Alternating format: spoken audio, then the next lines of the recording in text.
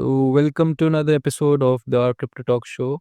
I am your host, Tanishk, and I have with me Sahil, like always. And today we're here to talk a bit more about crypto, a bit more about Trump, because those are the only things that are going on in the air as of now. So, how have you been today? I've been good, Tanishq. As good as Donald leaves us this week. Yeah, right. I mean, I've got some thoughts about Trump, and honestly, I don't even know how to feel anymore because here's the thing. I was so bullish at the start, uh, you know, even before the start of his tenure. Like, yeah, finally, someone with some clout is, taking uh, things into his own hands and actually talking about crypto, right? And then 2 days ago, his posts on his own social media literally, pumped the entire market. I mean, the man posts and suddenly there are green candles everywhere. But deep down, you know it, I know it, we both know it, and we all know it, in fact, that this wasn't actually sustainable. It never is. And now with all this chatter about possible insider info and these perfectly timed trades by some mystery whale, it just makes me feel even bad about that. What do you have to say about that, Sahil? Yeah, so I think I resonate your opinion. There are two or three things that have really bothered me about this entire week, surrounding this Trump news and whatever. The first thing that bothered me was Trump actually posted two different posts, right? In the first one, he mentioned the alt XRP ADA Solana, and he, I don't know, looks very purposefully. He left out Ethereum and Bitcoin, which are easily the two biggest candidates if there has to be a strategic crypto reserve. So he left those out. And then after a while, he, I don't know what it is called on that platform, but he quote tweeted it in a way and mentioned that BTC and ETH are also a part. And that goes without saying. Whether that was a pre planned move, I don't know. We cannot just make claims against the president of the United States this way, but seemed very odd to me. What other thing that was odd to me was Eric Trump, the next day, like praising praising Donald's timing of the tweets as if it was a very retail thing to do. Like you're Eric Trump, right? You cannot just go about saying these things that I'm very happy with the timing. It is such a good move and all these things sounded very fishy to me.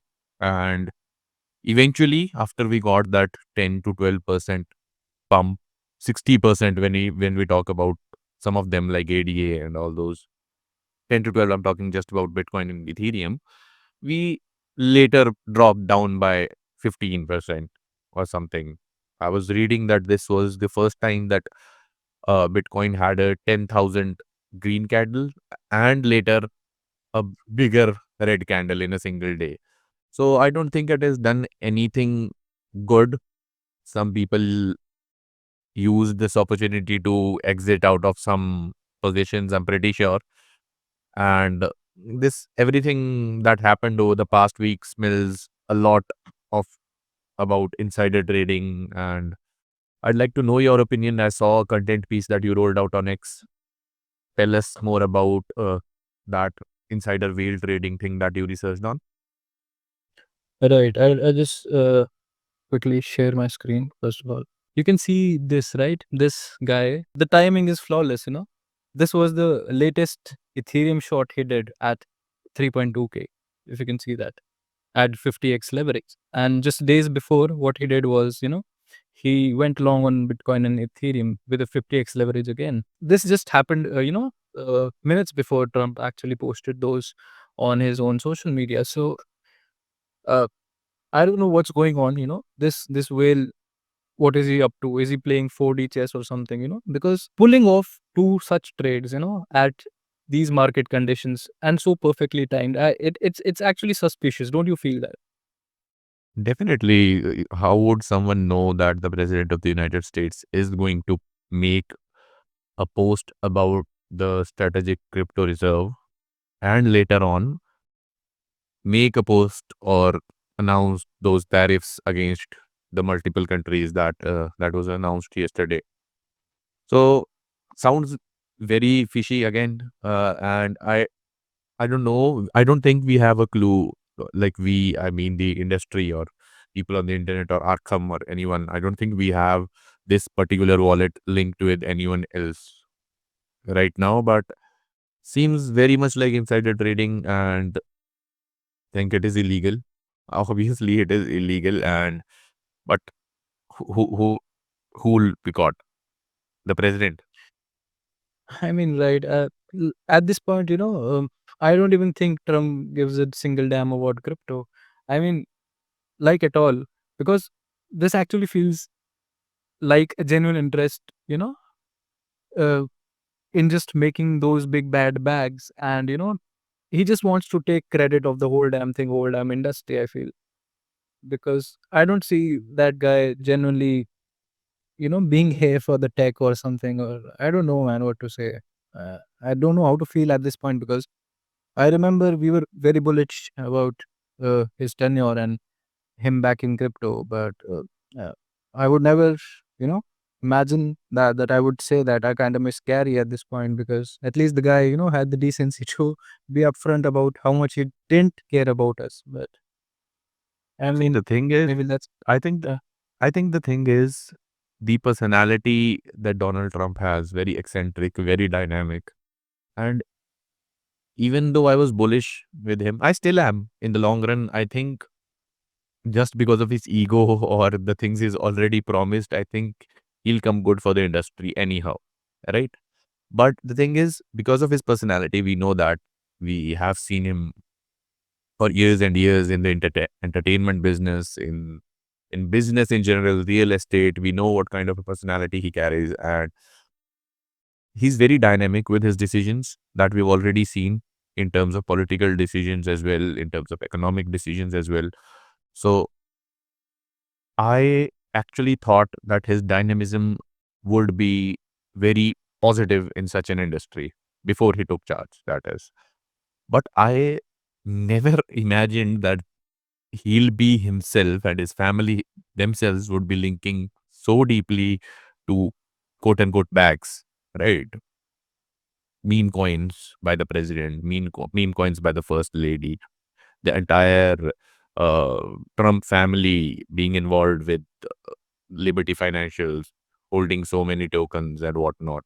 So I think those personal business interests are clashing with what is happening in the industry. When you carry so much weight, when your single post can move markets by billions and billions, and you're personally invested into that, not directly maybe, but again, you know what I'm talking about.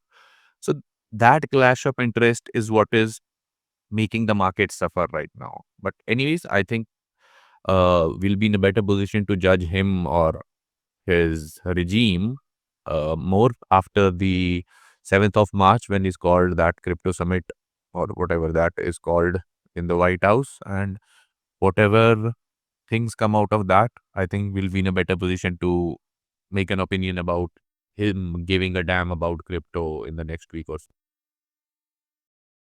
I mean, yeah, because that has been on my mind lately, something I kind of need to get off my chest because as much as I love altcoins, I've got to say this when it comes to the whole crypto reserve idea.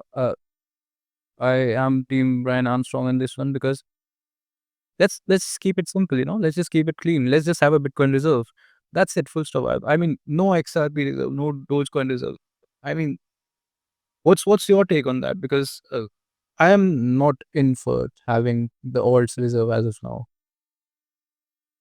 Yeah, I think I agree with you here. Again, we ourselves are big on alts. We have a business around alts, but I think every project should serve a purpose. Even meme coins should serve a purpose. And for something like a reserve asset by an entire country, I think Bitcoin is the only suitable coin or asset in crypto industry that actually serves that purpose.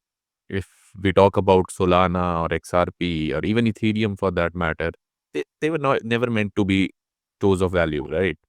They have their own purposes in terms of transactions or smart contracts or decentralized web, whatever the purpose is. But Bitcoin is the only one which was actually made to be a store of value. And I think I'll have to agree with you and Brian Armstrong here. And I would definitely want only Bitcoin to be included in that strategic reserve. We can have other projects and other assets as ETFs, right? Why not have them as ETFs? We only have Bitcoin and Ethereum as of now. We can definitely, I think I can see XRP, Solana, and ADA coming out as spot ETFs over the year in the US. But for the reserve, very, very difficult to have altcoins with their massive volatility. Not for me. Not for me.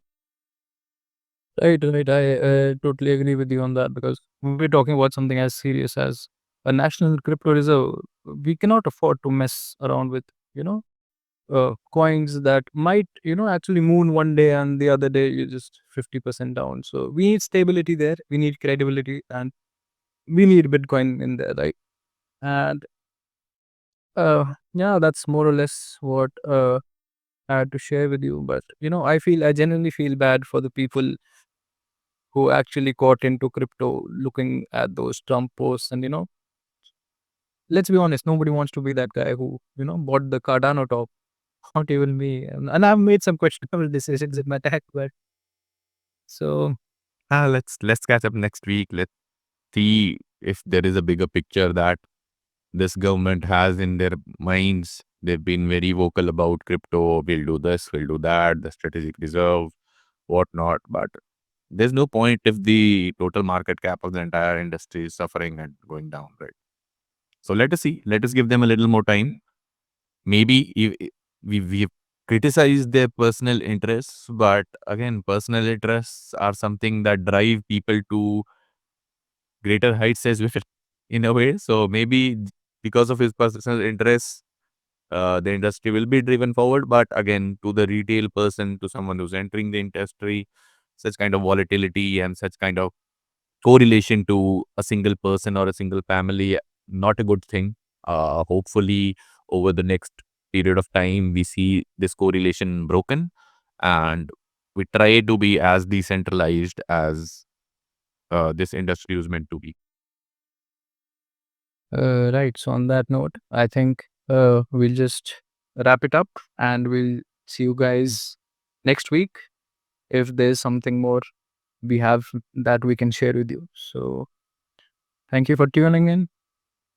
Bye bye.